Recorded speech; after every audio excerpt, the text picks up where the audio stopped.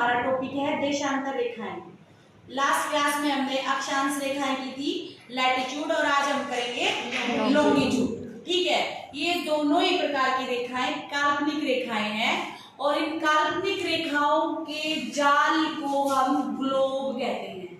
ठीक है, ग्लोब का निर्माण किस लिए किया जाता है? ग्लोब का निर्माण हम भूतल को एक पेपर के ऊपर, जो पहले आप प्लेन पेपर पे बनाते थे, आप पृथ्वी की शेप में देख सकते हैं कि पृथ्वी की शेप में है और उस शेप में कौन सा हिस्सा सूर्य के सामने आता है एक्स में और कौन सा उसके अपोजिट डायरेक्शन में है, इसलिए ग्लोब का निर्माण किया जाता है। और इनके ऊपर जो रेखाओं का जाल बना हुआ है उन्हें हम अक्षांश और देशांतर रेखाएं कहते हैं। ठीक है, आज का हमारा जो मुख्य विषय रहेगा, जो टॉपिक आज का हमारा है, वो है बेटा देशांतर रेखाएं। देशांतर रेखाएं, पृथ्वी को हम जैसे अक्षांश की बात करें तो दो भागों में बांटते हैं। ये 0 डिग्री अक्षांश है जिसे हम भूमध्य रेखा या इक्वेटर बोलते हैं। भूमध्य रेखा या इक्वेटर लाइन। ऐसे ही बेटा ये हमारी पृथ्वी को लंबवत रूप से दो भागों में बांटती है। ये लैटिट्यूड है और ये लॉन्गिट्यूड है बेटा, ये लॉन्गिट्यूड है। ठीक है, ये हमें लंबवत रूप से पृथ्वी को दो भागों में बांटती है। इस रेखा का एक और नाम भी है, इसे बेटा GMT भी बोलते हैं। GMT का मतलब होता है बेटे ग्रीनविच मीन टाइम। अब ये ग्रीनविच क्या है ये मैं आपको बता देती हूँ। ग्रीनविच एक शहर है जो लंदन के नजदीक पड़ता है, ब्रिटेन देश के अंदर आता है। ठीक है, और ये बिल्कुल लाइन जो यहाँ से खींची गई है, ये बिल्कुल ग्रीनविच के बीचों बीच खींची गई है और यहाँ से पूरे विश्व का मानक समय लिया जाता है बेटा। मानक समय आप लोग इसे याद रखें हमेशा। विश्व का मानक समय कहाँ से लिया जाता है? ग्रीनविच मीन टाइम यानी कि GMT से लिया जाता है और ये ब्रिटेन के साथ, ब्रिटेन के अंदर एक शहर है ग्रीनविच। ओके, इसी तरीके से भारत का भी एक मानक समय लिया जाता है इलाहाबाद के नैनी नामक स्थान से, जो मिर्जापुर के आसपास में आता है। और इसका भी जो है समय के मानक समय की तुलनात्मक अध्ययन में प्रयोग करते हैं हम। ठीक है, भारत भी एक बहुत ही अक्षांशीय देशांतरिक विस्तार वाला देश है और इस वजह से उसके समय में डिफरेंसेस पाए जाते हैं। सूर्य उदय कहाँ होता है, अस्त कहाँ होता है, तो उस वजह से बीच के समय को हम उठा लेते हैं, इसे हम मानक समय बोलते हैं। बेटा ये केवल और केवल डिपेंड किन पे होता है? देशांतर रेखाओं पे। यानी कि क्या अक्षांश रेखाएं तो हमें बताती है बेटा मौसम और उससे संबंधित घटनाओं के बारे में हम पता किससे लगाते हैं? अक्षांश रेखाओं से। और बेटा ये समय का बोध कराती है। देशांतर रेखाओं से हम क्या पता लगाते हैं? समय के बारे में पता लगाते हैं।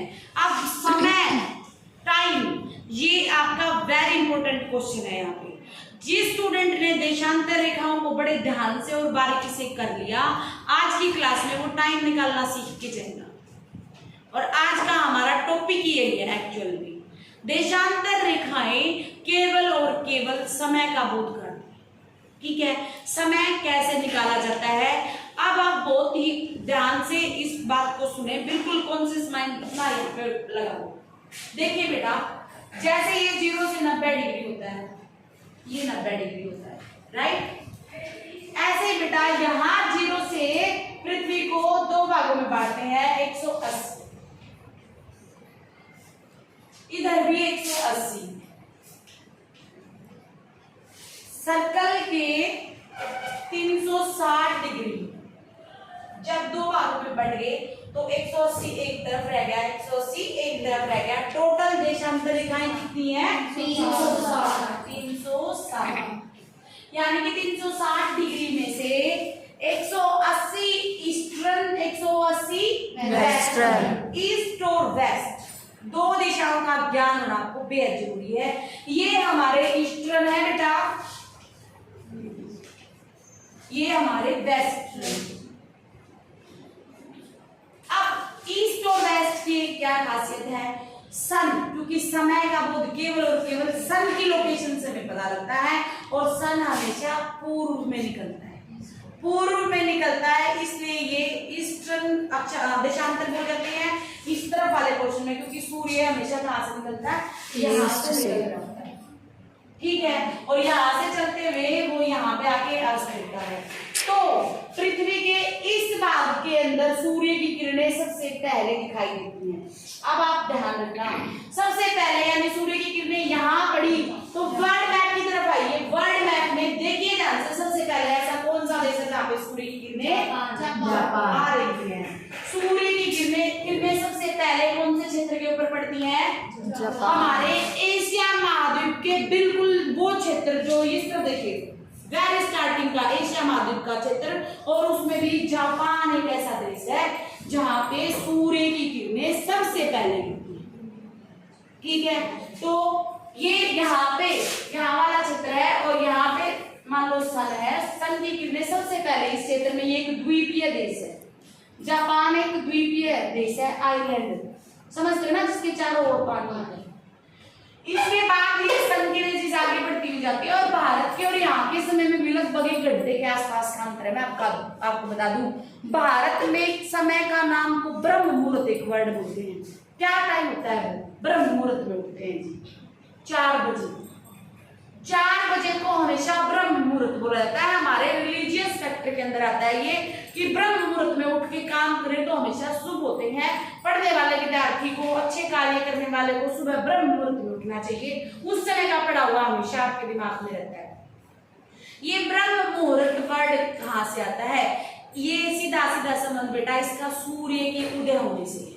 आप 4 बजे उठे, उसके बाद अपने नित्य जो आपकी क्रियाएं हैं उनसे जो है आप अपने आप को तैयार करें, आपको आधा घंटा लग जाता है। और बेटा 4:30 बजे पृथ्वी का एक ऐसा हिस्सा भारत, अरुणाचल प्रदेश, जहाँ पे सूर्य की किरणें सबसे पहले 4:30 समय होता है। उस समय भारत में सूर्य सबसे पहले उदय होता है, और वो हमारा सूर्य के उदय होने का समय है। उस समय जो उठा हुआ है उसके ऊपर सूर्य की किरणें सबसे पहले गिरी, इसलिए उसे ब्रह्म मुहूर्त बोला जाता है, ठीक है। ये रिलीजियस फैक्टर होने के साथ साथ में ज्योग्राफिकल पॉइंट है, इसे आप हमेशा याद रखें। 4:30 बजे। अब देखिए बेटा, ये जो 2 बातें मैंने आपको बताई कि यहाँ पे सूर्य की किरणें सबसे पहले जापान पे पड़ी, फिर उसके बाद भारत के अरुणाचल प्रदेश पर पड़ी, यहाँ से बढ़ती बढ़ती ये आगे की तरफ चली। हमने यहाँ से पृथ्वी को 2 भाग में बांटा है, यानी कि देखिए 12 समय में पूरे टोटल एक पृथ्वी जब घूमती है कितने घंटे में अपना चक्कर पूरा करती है? 24, टोटल 23 घंटे 56 मिनट, लगभग 24 घंटे, ठीक है। इसीलिए मैंने पहले भी कहा था 4 मिनट का जो डिफरेंस रहेगा, पिछली क्लास में मैंने जब आपको कराया था, क्योंकि यहाँ पे 4 मिनट हमारे अब शेष रहते हैं पृथ्वी के एक चक्कर को पूरा करने में। तो बेटा 12 घंटे इस तरफ, 12 घंटे इस तरफ, ये घंटे हमारे उदय होने वाले हैं और ये अस्त होने वाले हैं। यहाँ पे हम अस्त होते चले जाता है, हमारा सन जो है डूबता चला जाता है, यहाँ पे निकल रहा होता है।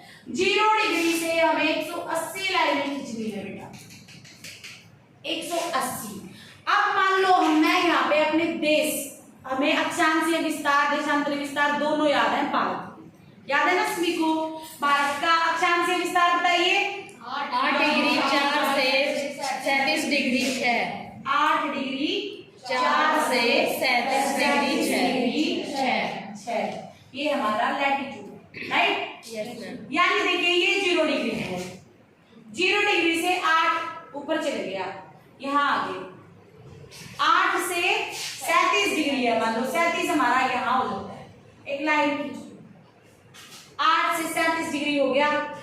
इसके बाद दूसरा विस्तार है हमारा बेटा लॉन्गिट्यूड, और कितना है? 68 डिग्री 7 से 97 डिग्री 25। 68 डिग्री 7 यस मैम से 97 डिग्री 25। 97 डिग्री 25। अब यहाँ इस बात के ऊपर हमारा जोड़ है, 68 डिग्री 7 से 97 डिग्री 25। ये तो आपने यहाँ से निकाल लिया, 0 है और 0 से 8 ऊपर चले गए। ये हमने कहाँ से निकालना है? यहाँ से निकालना। ये 0 लाइन, इसके बाद 1 और 2 3 4 ऐसे करके मान लो ये 68वीं लाइन यहाँ आ गई है, ठीक है। 68 से कितने आगे तक पहुंच जाएंगे बेटा? 97 तक यहाँ आएंगे, ठीक है। टोटल कितने हैं बेटा दीदी? 97 के बाद कितने टोटल कितने हैं बेटा आंसू? 180 लिखा तो है बेटा, तुम ध्यान से देखो। 0 से 68 फिर 97, टोटल हमारे 180 है बेटा। ये हमारी देशांतर लाइनें हैं। और ये कितनी है भाई? इनको याद करना पड़ेगा आपको। कितनी है ये? 180 लाइनें हैं। ये पूरा फिल करना होता है। 180 लाइनें हैं ये टोटल। इसमें भारत 68वीं से 97 तक बैठा है। भारत की लोकेशन 68 से 97, 68 से 97 ये मेन है, आपको याद रखना ही पड़ेगा। 68 ये है, मान लो हमारा 68 यहाँ है और 97 हमारा यहाँ है। तो यहाँ से 8 डिग्री ऊपर तक चले गए। यहाँ से एक देश बन गया जिसकी लोकेशन भारत के रूप में आ गई है। ये हमारा देश है, क्या नाम है इसका? India. India I love. India को याद करने से कोई मतलब नहीं है, इंडिया का खाती है, इंडिया का पीते हैं, और इंडिया को याद नहीं करते। ऐसे ही है ना। ये भारत बन गया यहाँ पे। 68 से 97 के बीच में ये भारत भूमि है। यहाँ पे सूर्य की किरणें सबसे पहले जहाँ गिरती है कौन सी जगह? अरुणाचल प्रदेश। अरुणाचल प्रदेश। देखिए बेटा, जब सूर्य की किरणें यहाँ पे गिरी, कौन से उस पे गिरी है? कौन से देशांतर पे गिरी है? ये आंसर कौन, जो स्टूडेंट देगा ना आज की क्लास में, वो टाइम सीख के जाएगा। अरुणाचल प्रदेश पे सूर्य की किरणें सबसे पहले गिरी। कौन से देशांतर पे गिरी है? अरुणाचल प्रदेश पे सूर्य की किरणें सबसे पहले गिरी है। कौन सा देशांतर है ये? कौन सा लैटिट्यूड है, लॉन्गिट्यूड है ये? जिसको ये आंसर आता हो हाथ उठाइए। अरुणाचल प्रदेश पे सूर्य की किरणें भारतीय क्षेत्र में सबसे पहले अरुणाचल प्रदेश पे गिरी है। भारत, जिसको ये आंसर आता है उसको टाइम आ गया है। अक्षांश पे पढ़ी है, मैं तो देशांतर की पूछ रही। देशांतर में भी तो पढ़ी ना, अक्षांश और देशांतर दोनों पे एक साथ पढ़ी है। अक्षांश पे भी पढ़ी है, देशांतर पे भी पढ़ी है। उस देशांतर का नाम बताइए जिसमें भारत की किरणें सबसे, सूर्य की किरणें सबसे पहले पड़ी। 97। क्लैपिंग करो इस बच्चे के लिए। 68 डिग्री 7 से 97 डिग्री 25 भाई। ये 68 है और ये 97 है। सूर्य की किरणें यहाँ से होती हुई यहाँ पे पहले पड़ी भारत पे। 180 से चले जी हम, और यहाँ पे हम 97 तक पहुंच गए हैं सूर्य देवता। और सबसे पहले यहाँ पहुंची है किरणें, कहाँ पहुंची है? 97 डिग्री पे। भारत का सबसे पहला वालांगू क्षेत्र, यहाँ ये क्वेश्चन बनता है, वालांगू में सूर्य की किरणें भारत में सबसे पहले पड़ती हैं। और ये 97 डिग्री पश्चिम, एग्जैक्ट एड्रेस है इसका 97 डिग्री 25। ठीक है, सबसे पहले कौन से लॉन्गिट्यूड पे पड़ती हैं? याद रखना है सभी को, याद नहीं रखोगे तो कुछ भी नहीं आएगा। 68 यहाँ से शुरू हुआ है बेटे, इस तरफ से मैंने कहा, इस तरफ से यहाँ से शुरू होगा। कुछ बच्चे यहाँ से शुरू कर देते हैं, इसलिए हमको कंफ्यूजन होता है। 0 सेंटर में रहेगी और यहाँ से 68 यहाँ पे आए और इसके बाद 97 तक आए हम, तो 97 डिग्री 25 जो हमारा देशांतरीय विस्तार है उस पे सूर्य की किरणें सबसे पहले गिरती हैं। और वहां जो क्षेत्र है उसका नाम है वालांगू। याद रहेगा आप सबको। अब देखिए, वालांगू में सूर्य आ गए हैं। अब दूसरा क्वेश्चन आपका आता है, हर देशांतर के अंतर्गत 0 से, यानी 0 डिग्री देशांतर से 180 तक हर देशांतर में 4-4 मिनट का गैप होता है। 111 किलोमीटर और 4-4 मिनट, यानी कि एक देशांतर से दूसरे पे 4 मिनट में पहुंचती है सूर्य की किरण। ठीक है, तो आपका क्वेश्चन यहां बनता है, 0 से अंदाज उठा के चलिए और 68 तक 4-4 मिनट कितने हो गए?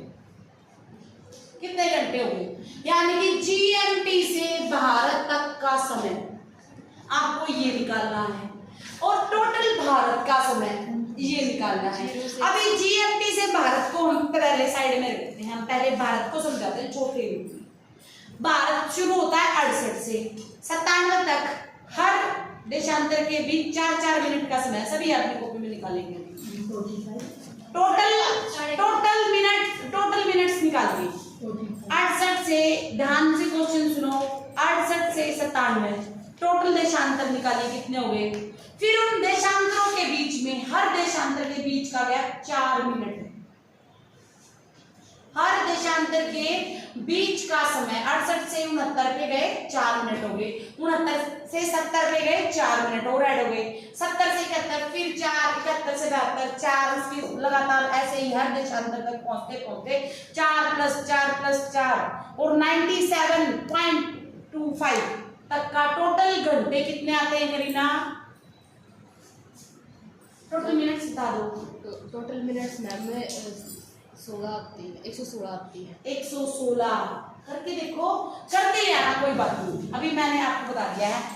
टोटल आप पहले देशांतर निकालेंगे, उन देशांतर में हर देशांतर के बीच का गैप 4 मिनट रहेगा, ठीक है। उन 4 मिनट्स को जब आप उससे गुणा करेंगे तो 116 मिनट आपकी आ जाएंगी, ठीक है। 2.5 के 4 मिनट इसके अंदर और भी ऐड होंगे, क्योंकि एक दिन का टोटल राउंड लेंगे ना तो 4 मिनट का गैप आता है। तो समझ लीजिए बेटा 120 मिनट, और 120 का मिनट होता है, 120 मिनट का मतलब होता है 2 घंटे।